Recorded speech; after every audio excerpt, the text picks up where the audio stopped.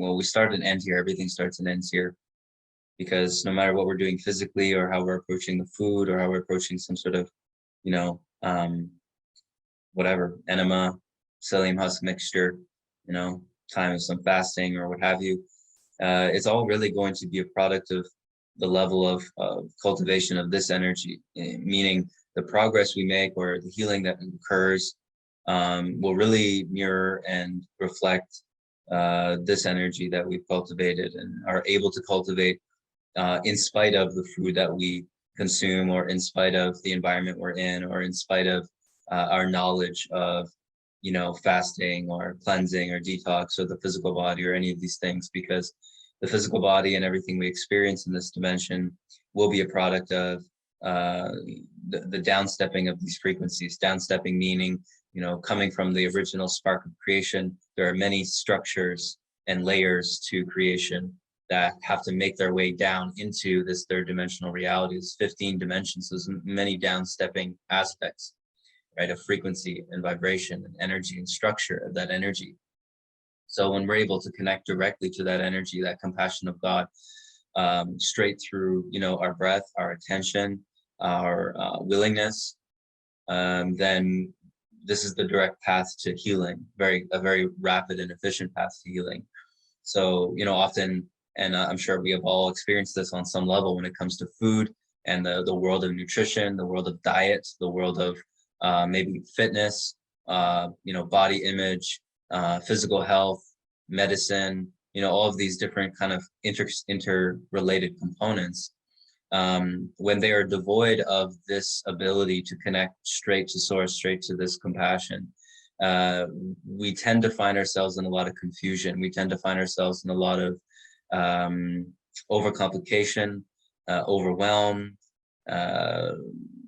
you know, just kind of lack of proper sequencing, you know, putting the cart before the horse, right?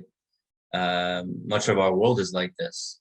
Many things are reversed, or just out of sequence, out of proper sequencing. And timing and sequence is certainly a very important aspects to our life in the human body.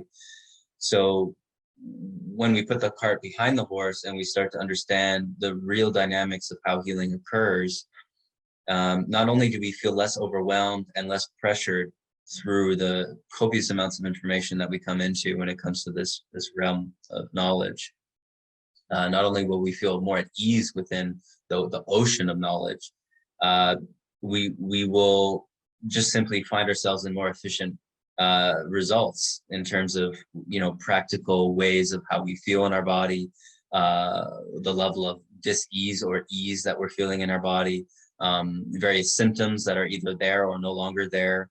All of this will tend to balance out quite rapidly the more we're devoted to finding the proper sequencing to things and really understanding the deeper root to why things happen in the way they happen in our life. You know, I've talked about this a bit recently about the consequences of action, and just understanding that when we face challenge in our experience or consequences to particular actions, oftentimes, and 95% of the population, if not more, is often very confused as to why those challenges are there or why those consequences are there, mainly coming from a place of a lack of self-honesty and self-responsibility to acknowledging how you have contributed to those challenges and those consequences.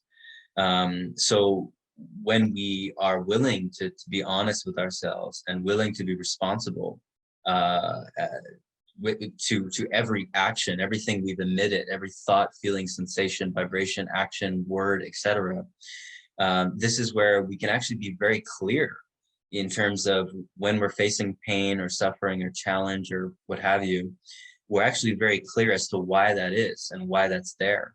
It doesn't necessarily make it any easier to change those things, or to change your actions, or to navigate your karma in a new direction.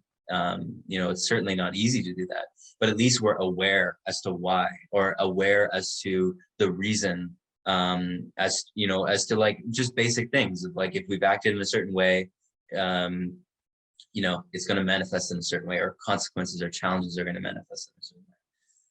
And that's very liberating, very freeing, because, you know, when we have that awareness, we can actually come into an initial step of self-acceptance, right? A deep space of self-acceptance and that compassion, right? Because all healing starts and ends there. So, it's like the feminine principle, like the grandmother arms of love and compassion, where no matter what we've done wrong, no matter how we've made a mistake, no matter what we've done that may have been unrighteous or misaligned, it doesn't matter, right? Like that love will supersede all of that. And when we're ready to accept the responsibility to change the course of action, or to direct things in a new way, or to rectify pains and suffering that we have contributed to creating.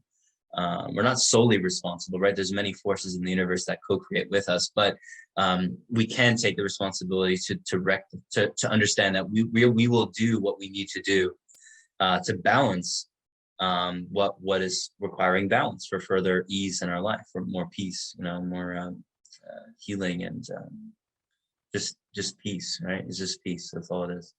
So I hope this makes sense, in the sense that when we come back to this foundation of compassion, we are doing really the only step that really matters, because all the other things that come from that, in terms of like, okay, practical protocols or ways of changing things, or principles that we can start to apply, those things will naturally happen. It's kind of like you put the seed in the soil, you put some water, you have the sunlight, like it's naturally going to bloom at a certain point. It's naturally going to grow. It's inevitable. This is the container that I feel that we set with this group here. This is my intention, at least. This is the intention that we've carried with the previous groups, and the content and the knowledge that's provided. But all that knowledge, all the content, all the protocols, all the processes, they come back and they lay on the foundation of this. And within that reflection of that container, within your individual experience, that's like the constant, and maybe for this like kind of first week or whatever period, that can be the constant inquiry. It is what I'm doing right now, is the actions I'm taking, is the approach that I am engaging in this moment, in this day, in this week, is it coming back to this foundation of compassion for myself, and deep self-acceptance for all of myself and all of my ways? Is that what is being carried forth now? And if it's not, then it's almost instantaneous, just through that inquiry, through that questioning, as to, well, what's up, right? Like how are you instead engaging something? And often it will come from a place, of all the little tangents of other ways that we engage, right? We go on these little tangents, like, I'm going to act from this place of guilt for a while, or I'm going to act, in a way of harming myself for this reason, or I'm going to act, with this type of control. I'm going to control my life or my ways in this way. It's going to kind of take tangents, right? And that's okay too. But as long as we're inquiring and we're investigating, we can come back to, this felt sense of compassion with ourselves.